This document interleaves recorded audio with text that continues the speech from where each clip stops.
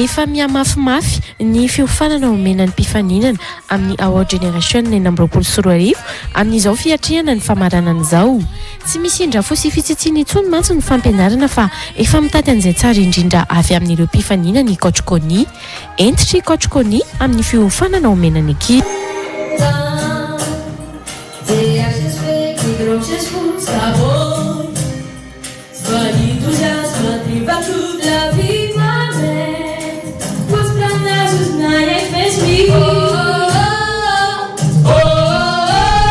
Fa inona no nitranga toky?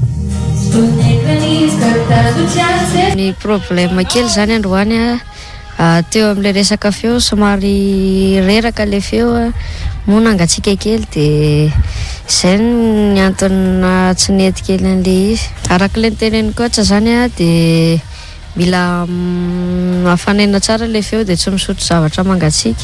Mitoa kosa ny famerenana ho an'ireo mpifaninana hafa.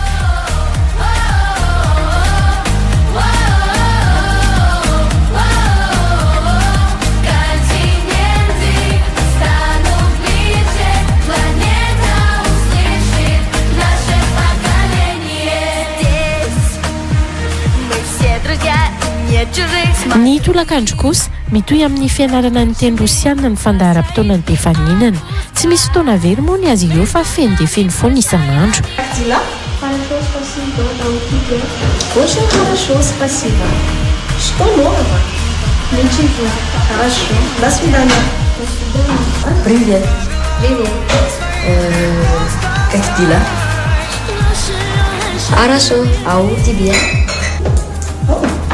Temos todo esse salama que é bom, mas para o dia de salama foi olha, para não pensar em hoje é pro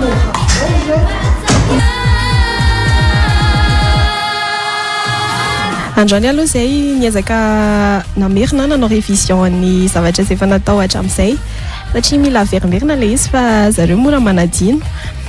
Niezaka niditra bebe kokoa tamin'ny zavatra général zay ohatrany hoe ny couleur mianatra couleur zao zay mianatra jour de la semaine mois de reny zany ezanay hoe naverimerina zay natao zay apraikitra an'le izy tao anatin'ny sainy zareo. Nianatra resaka expression ihany koa zay karazana expression russe fa anjareo mitantara ny journée-any. Nahita fivoarana ihany tao anatin'izay satria efa hitako manomboka somary mahay mamaky an'le alphabet aloha zareo. Ankoatr'izay ny sainy zareo koa aloha mandray tsara.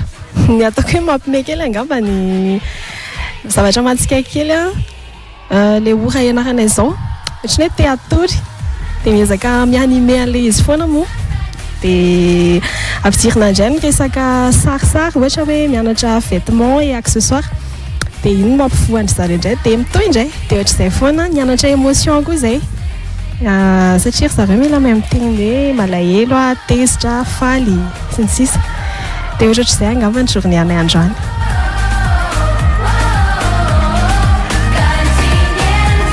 Ihany koa ny fampianarana ny teny anglisy izay ilaina izy ireo tokoa amin'ny mahafifaninana iraisam-pirenena azy.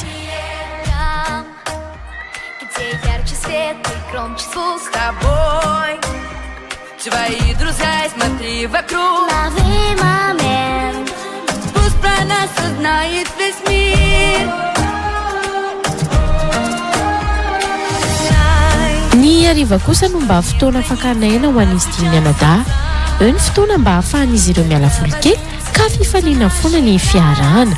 Arahoane Zay mitady tsara, zay mitady hafaliana, zay mitady soa, zay mitady fiavana, zay mitady mafamafana.